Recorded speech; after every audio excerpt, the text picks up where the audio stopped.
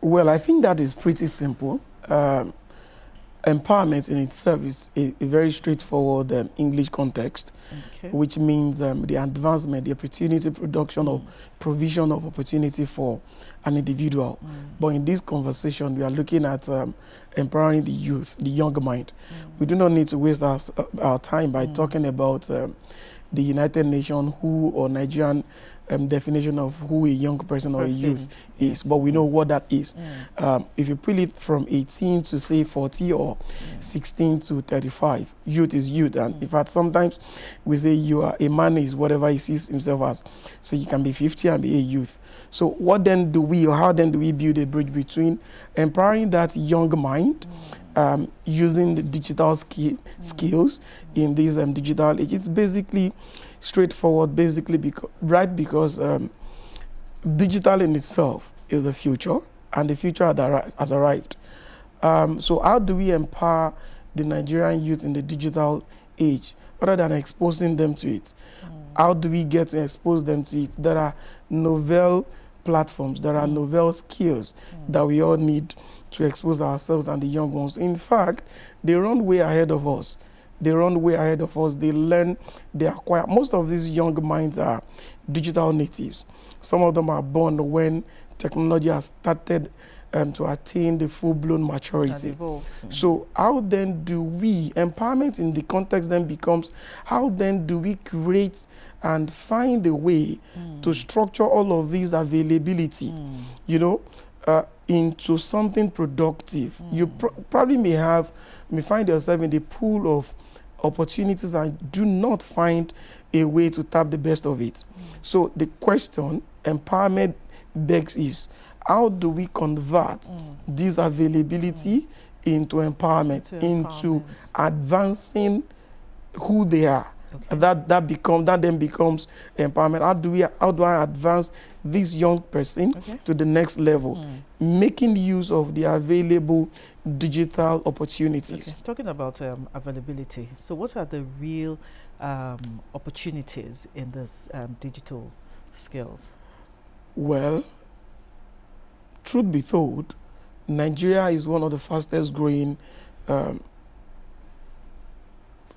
economy. I do not want to use the word economy because it probably will encapsulate what I do not intend to touch on.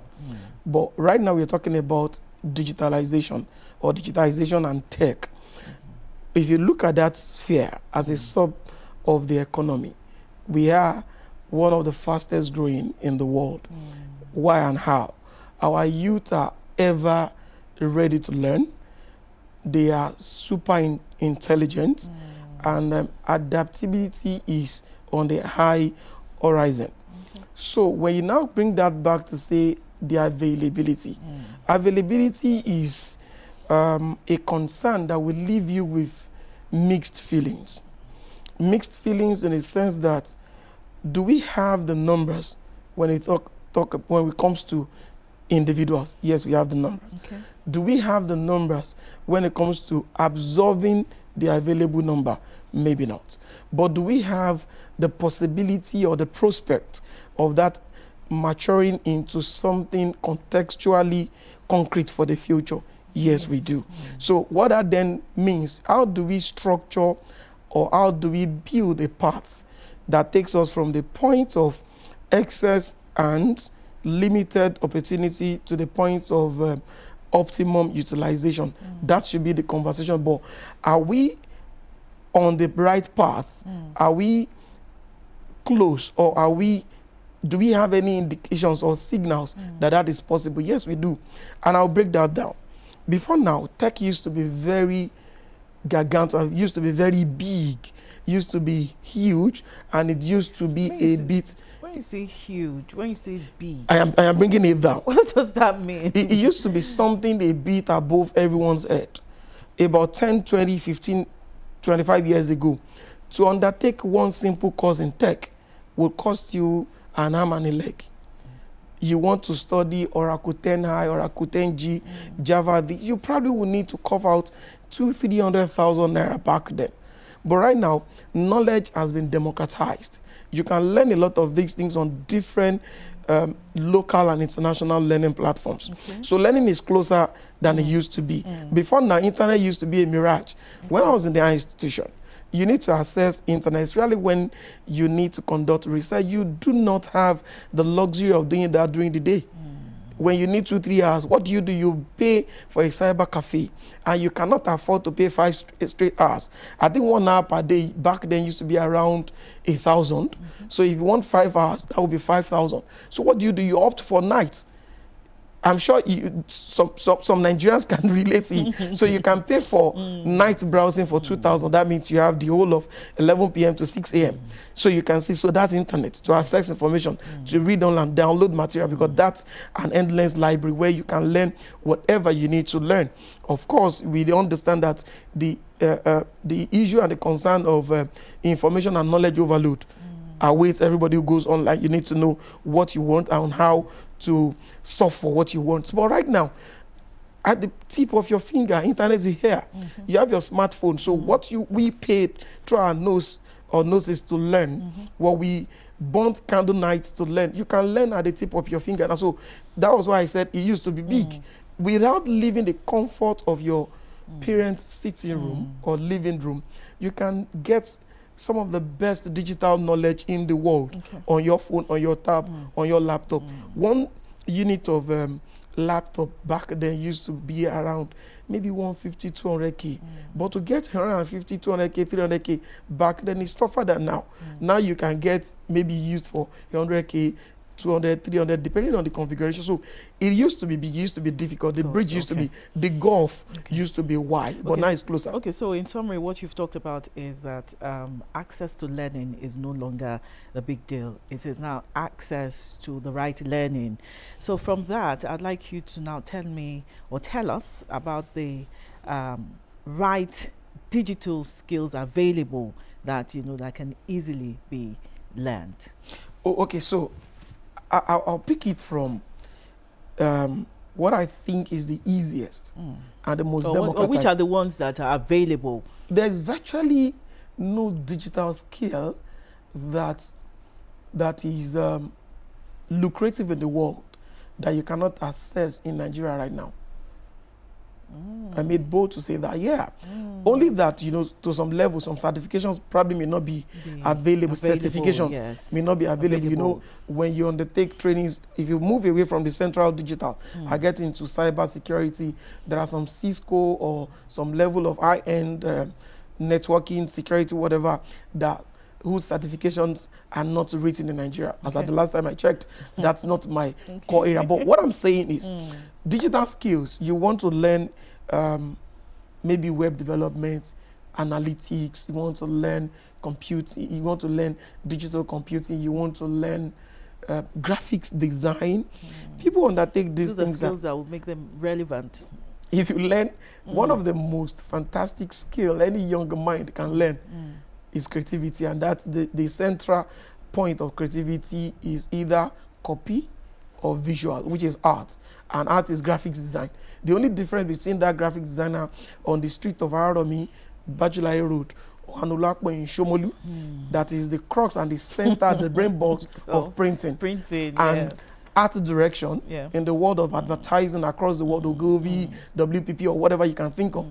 The only difference between that graphic artist and the art director, there's a gulf in their life standard, there's a gulf, a very big one in their earnings. But the only difference, the bridge between that is the ability to tell stories with the same tool. So as a graphic artist, you use Photoshop, you use CorelDRAW, Adobe Illustrator. They use the same thing in advertising. So the only difference is the ability to tell stories with this. So what that then tells us is the mindset. That same guy that does a few negative stuffs online is burning the same energy. He's probably using the same the brain power to do the wrong thing. Maybe challenging, maybe mentoring, maybe exposure. We need to speak more about the possibilities of, there are a lot of young minds who don't even leave the comfort of their home, and they work for organizations across the world. You can be a copywriter for an agency in UK, an agency in Ghana, an agency in Estonia. What are you deploying? Digital skill. And digital skill has gotten so democratized that you have a lot When I say a lot, I mean a lot. They are not a lot. And you know, everything that has to do with digital has one leg or the other connected to tech. When we were growing, there was nothing like drone pilot. There was nothing like digital analyst. I read statistics, psychology, and economics. So I know so much and so well a whole lot about data research and the likes. The best I used growing up or learning was SPSS, EView, QSB, and all of that. But right now, you see a lot of young guys, they just need to run in query with their AI, and they did. The job is done. I was all coming to that. AI. What is the role of AI in all of these digital skills we're talking about now? Well, for me, I think AI is your next neighbor or your fingertip friend. You should not see AI as a replacement for your thinking or your thought process. True. So what you should use AI for, you should use AI as your servant. Someone who does the cleaning up, or someone who does send errands. Yes, the early scooping. Okay. So you know, I spoke about information is critical. True. Information is the fundamental lifeblood of whatever you can imagine. At the beginning of our existence, information was the issue. Shortage, scarcity of information. Right now, information is a problem. Overdose, overload of information. You type one word, Lagos, on Google, you see tons of responses from Google. So how are you so sure this is what you intend or this is what you seek? You need to start combing, you need to start sieving, you need to start cleaning up all of these things. So these are some of the things AI should do for you. The central part of your thought process remains and sits with you. And again, you know, AI has grown, AI is still growing. AI has grown to the level where you can train your AI to think the way you work. So if I work on personal dongle of AI, and that AI probably over time will understand that the guy who uses this is a researcher, is a planner, is a strategist. So some of the thinking will be tailored to the way I think and reason because of the queries and the prompts that I've written over time. But how then do you maximize AI if you do not understand the context of what you're seeking? Because we have all manner of people online now who would say, oh, come and learn AI as a skill. It's a skill to learn. It's a skill to learn. And you know, for everything you understudy in life, everything we do in life, you must follow the bell shape, the normal curve. So if it is skewed to the right, that's the upper limit. If it's skewed to the left, lower limit. But of course, you have a lot of people in between. So why did I say that? There will always be early adopters. People will rush to AI. Some people will drag their feet. Some will never learn it. So now, where are you on this curve? And how do you tend to draw the line of best fit that connects what you need to what you learn? Because we've seen situations where people have learned things that are not in any way relevant to their journey. So what it has done to them, it has increased their indices of information overload. You learn things that are not really relevant. So you want to learn AI. Why do you want to learn AI? What about AI do you intend to learn? And how do you want to deploy? Not all of us will be programmers or AI context developers. Why do I, at this age, why do I want to learn how to write code when I can learn to interact with existing code and I get the best out of it? So what AI should do, or what you should learn in AI, is how to cut time and buy back time. When you make a lot of money in whatever business you do, you replicate yourself by buying time so that you can win more. I'll break that down. So if I strategize and you analyze, you work on a document, it takes you 2 days to get top level document. When you get to a level, you should cut down on your vertical and increase on your horizontal. How do I mean? If I'm working deep down on a document, I should need to reduce that. Now that I'm becoming one of the most sought after strategists in Africa, I should find a way to build horizontal. But what happens to the depth that is needed on every of these projects? You get people to do it. You cut back time. You get people to do that. So then what you do become the gatekeeper. And that's one of the things you use AI for. AI does the scooping, then you do the gatekeeping.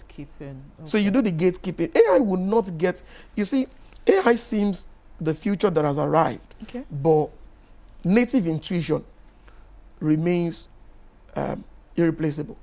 And that is what makes it unique. Native intuition remains irreplaceable. Your own uniqueness. Yeah, we are still teaching how to think using digital skills. You can throw your brief If you get a creative brief, for instance, you can throw it to the AI. AI will solve it, but AI will not capture all of the human elements, especially for put Nigeria into context. Nigeria is just a band. Nigerians. We are a band of people with super dynamic, energy busting existence. Trends. These are some of the things you learn in digitalization. Trends are the pattern of existence in a cycle, or probably in a space, society, or the economy. When AI or your platform is learning by that comedian, in the next 2-3 days, there's another trend that is bouncing. So is that a trend or a noise? That's another conversation. So, but the real thing is, how do you then sieve what AI has delivered onto your table to make it super adaptable and super relatable to what you need it for? So AI is good, but AI can't do all of the thinking. Yeah, that was quite extensive about AI. Now we're still talking about youth empowerment in the digital age. Let's look at how the youth can build a career in this digital age. You know, what exactly do they need, you know, as a youth to build a career? Let's look, for instance. Well, the first thing they need is sharp mind and readiness. Sharp mind and readiness. So when you have a sharp mind and you're ready to learn, there are a lot you can learn. For instance, I know very little. Those doing Yahoo too are sharp-minded. That's exactly why I said readiness. That's exactly why I said readiness. And they are ready to make readiness money. To learn the right thing. Okay. Readiness to learn the right thing. Thanks for putting that clause. We've seen what Nigerians have done on the digital space. We've seen Flutter. We've seen a lot of them. We've seen guys are doing great things. I wish I can turn back. Please turn down on the brands. Okay, I shouldn't mention the brands. Please don't. Okay, because they've not paid for it. Okay. Yes. So yeah. So I wish I can just turn back and become one 18-year-old boy. You can plug into the narrative of what is happening. There are a lot of opportunity, loads of opportunity. When we're growing, you want to learn programming. Back then, our syllabus was not as viable, as dynamic as what they have now. We learned COBOL, Fortran 77. There was no syllabus. so you know, we are getting better. That's why I said Nigeria is not where we used to be. We are on a fast lane, catching up so fast. So we learned Fortran 77, COBOL, and all of that. But these guys are learning the latest thing on the go. And there are turnkey opportunities, there are plug and play opportunities everywhere. So the only thing I then need to tell them is not to get lost in the charade of flexibility that comes with these opportunities. You know, the generations before us, you go to your dad's house or grandpa's and you see long service award because the person spent 40 years somewhere. Very reliable, very stable. My generation, 10 years, 8 years, 5 years, 6 years, you achieve the same. But the generation behind us, these Gen Zs and Gen Alpha, some of them will resume in the morning and resign in the evening. Because the flexibility, there are opportunities about. But you know, a rolling stone gathers no moss. They need to understand that. But for the opportunities are just abound. They can learn programming, software engineering, they can learn analytics, they can learn digital marketing, they can learn digital strategy, they can learn core strategy, they can learn planning, they can learn digital research, they can learn graphics designing, which is art direction by extension, they can learn video editing, they can learn a lot. But the only thing is just get the right mentorship, get the right direction. Because most times, some other times, some of the guys who are into the red negative trade got into those things unknowingly. Or sometimes through mentorship. Yeah, that's unknowingly, because he saw that Mr. XYZ is doing well and he wants to go around, and the guy picks him and says, okay, press Ctrl Z, let's do this, go and buy this. And before you know, you are within that circle. And that's it. So some of us are just opportune not to be under such mentorship when we're growing. Okay. So that's it. Okay, now still talking about building a career in this digital age. You said something earlier which I find interesting, and I believe our youth watching us would also find interesting. Is this ability to work for different companies in different countries or different continents now? That's about remote job. You know, we also see these things online being advertised. What exactly does a youth need, or does a person need, you know, to be ready or to be equipped enough to do these remote jobs? Well, it depends on your focus. Like I said earlier, For instance, if you want to be a copywriter, you need to be very grounded. Your writing skills need to be super sharp. You want to be a graphics person, you need to learn your skills the right tool. You need, if you are starting out, you start out with Canva. You need to grow from Canva, grow into Adobe Illustrator, grow into that same Canva. CorelDRAW. Yeah. That same Canva. Yeah. People do a lot of things with Canva, but okay. Canva has got limitation. Okay. So of course, that was why I said you can start out with Canva. At least you can start bragging that I can do XYZ on Canva. You learn all of that. So if you want to be an art director, those are the things you learn. But you see, like I said earlier, it goes beyond just the tools and the skill. There are skills that are technical, and there are skills that are soft, that are intuitive. You and I can learn all of these tools, and we probably won't grow at the same pace if we are art directors. Why? The way I tell stories is a function of my mind.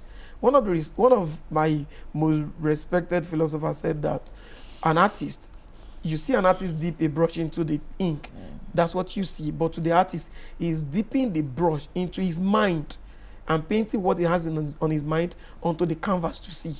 So if your mind is not rich enough, the tools won't lead you anywhere. If you do not understand your route, you'll drive nowhere.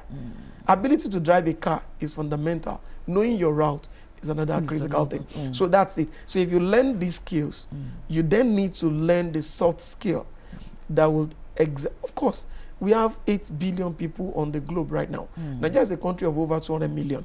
And the statistics has it that the larger percentage of Nigeria are the youth. So if I'm looking for a copywriter, it's not a function of ethnicity, gender, race, or age. It's a function of that person who writes magic. You want to write copy, write magic. Don't write exposite essay for me and call it copy. Just give me one line that strikes magic. Wow. You're an art director. Put your design out and everybody turns around to look at it. Write the script and we will see, oh, this is fit for the best of awards. Write a code and nobody is able to break into our bank. So your ability to excel beyond the regular is another thing you need to do. So knowing the skill is important, but it is not sufficient. You need to then push yourself to excel. What you know, you're not the only one. Gone are those days when our forefathers had the pioneering effect opportunity. When they will say so person is the first. Right now, even those who parade first class certificates, when they get to the labor market, sometimes they are benched by the guys who have third class. Because at the labor market, we are not doing a certificate entry, we are doing capacity and competence entry. So that exactly, so you see a lot of these guys who have ND and their growth path is solo, smooth, and they are crushing their numbers. So you see on the global stage, there are most of these kids don't even ask for Nigerian tertiary education. Can you communicate? The guy is speaking, writing, and you're writing. I have personally trained not one, not two, over 10 secondary school leavers. About 80% of them are now graduates. About the other 20% are still in high institution. But when they go through my training and mentorship, hardly can any university graduate dust them. Because they are exposed. What you want to do, you want to go to the university to study what? Art, whatever, to do this. Okay, fantastic. While you study, let us start exposing you. So you understand. And that's one of the reasons why I'm one of the strongest advocates of the fact that we need to bridge and reduce the gulf between the town and the gown in Nigeria. There are several disciplines in Nigeria that those who teach them that are no longer relevant. Not just that. Okay. Those who teach them do not practice them. Oh, okay. So imagine Imagine I teach a course, for instance.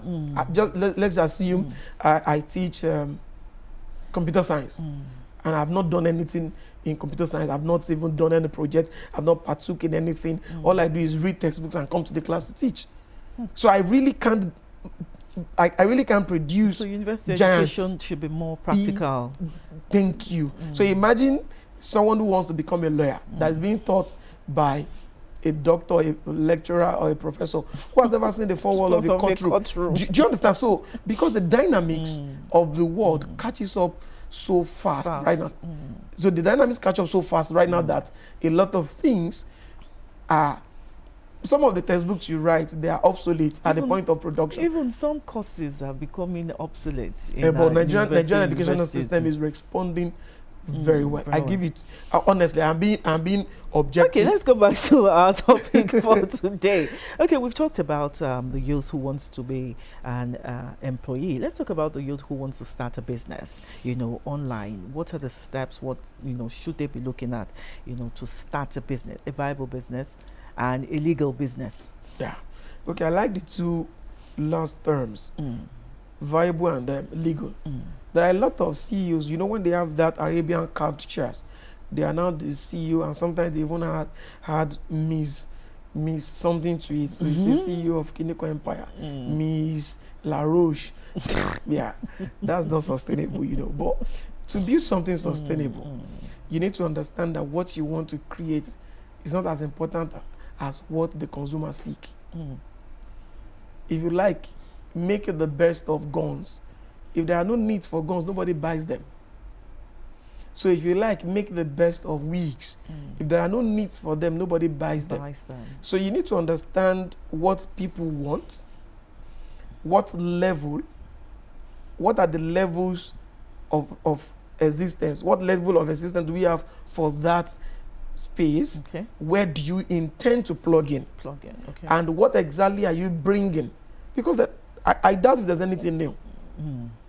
I doubt. I do not have monopoly of knowledge, but with the little that I have, there must be a gap. There must be a gap that you intend to fill. Okay. Even if that gap is being filled presently, there must be something you want to do differently. Okay. So if you are not bringing anything different, nobody looks at you. So if you want to start a business online, fantastic. So what business do you want to start, or do you intend to start online? Somebody is selling. One of the beautiful business ideas that I've seen online is thrift shop. A lot of young guys, young girls bend down. They do thrift business, and I see the way. There's one lady, I can't remember her name, but I see her on my. Is it the one that speaks Yoruba? Yeah, she speaks Yoruba. She's slim. She's smallish. Yeah, smallish. She's very witty girl. Very, very witty and very, naughty and very witty. Yeah, very naughty. I have money bail yeah.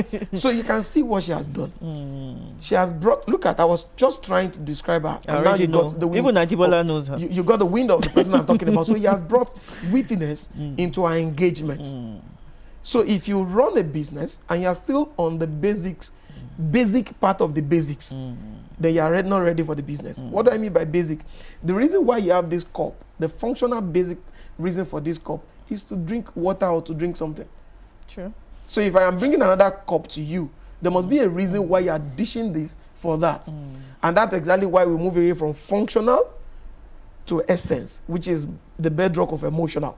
So people get emotional to consume, or with what they consume now, if that thing does much more than functional. Functional is you sell handkerchief online. Everybody does that. So why should I buy from you? I like going to her page because when she sells handkerchief to you, there's a way she sells the stories that my handkerchief for me no juto, but when you're not good looking, there are ways. You need to find a way to be different, because I doubt if there's anything you want to do now that has not been done. Maybe very minute window exists for novel ideas, but existing one, you need to bring disruption. So disruption, you conquer your industry before you think of getting the bigger chunk of the cake.